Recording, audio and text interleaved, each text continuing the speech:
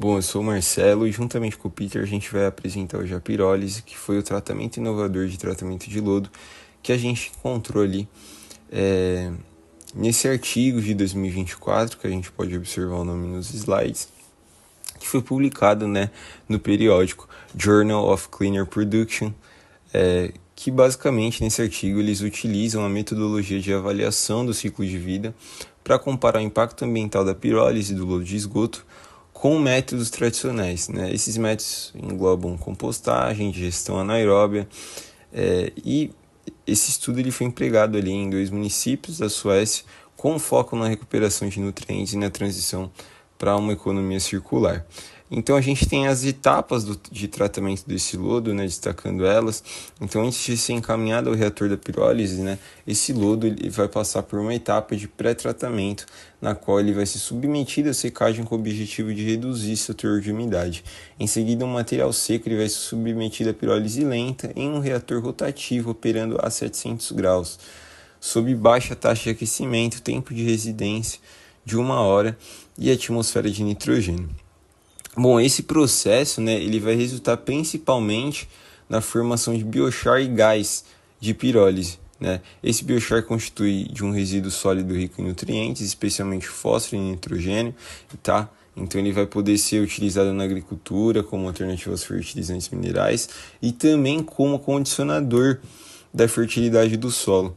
Já o gás de pirólise ou Synergás, é direcionado para combustão. Então ele possibilita a geração de energia na forma de calor e eletricidade, o que pode contribuir para tornar o processo de recuperação de fósforo quase autossustentável. Além disso, em uma das configurações mais eficientes apontadas no estudo, quando a gente pensa mais nessa parte da integração, a pirólise é precedida pela digestão anaeróbia, etapa em que o lodo passa por espessamento e produção de biogás antes de ser seco e posteriormente pirolizado. Agora eu vou deixar o Peter fazer uma conclusão para a gente quanto a esse método e num comparativo com outros, enfim, algumas vantagens e desvantagens. Bom, então aqui continuando, como o Marcelo falou, antes de eu ir para a conclusão, eu vou estar comparando os principais métodos aí,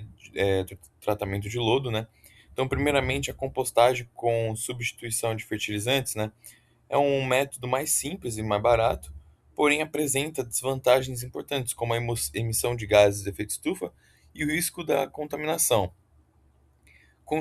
Seguindo para a digestão anaeróbia, já é um avanço, pois permite a geração do biogás,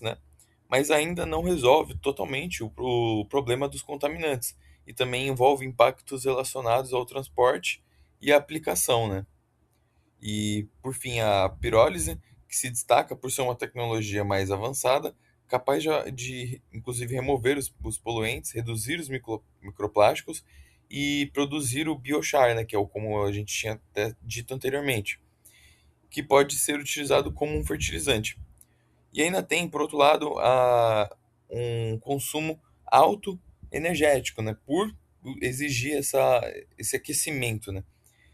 E, bom, segundo o artigo, a melhor alternativa seria então a combinação da digestão anaeróbia com a pirólise, que já consegue unir a geração de energia com uma maior recuperação também dos nutrientes. E aí, então, concluindo, como conclusão, a pirólise, ela então se apresenta como uma tecnologia inovadora e promissora, como a gente pode ver, para o tratamento de lodo, E ela reduz significativamente também os riscos ambientais, principalmente por eliminar com os contaminantes e produzir o biochar, que contribui, para a fertilidade do solo e também para o sequestro do carbono, como já foi dito anteriormente. Além disso, também vimos que a combinação dela, da pirólise, com a digestão anaeróbia, é uma tecnologia que então apresenta o melhor desempenho ambiental entre os cenários analisados, integrando recuperação de energia com economia circular. E, por outro lado, também existem limitações, principalmente relacionadas ao alto custo e à demanda de energia do processo, e mesmo assim, a tendência é que as tecnologias, por exemplo, como a pirólise,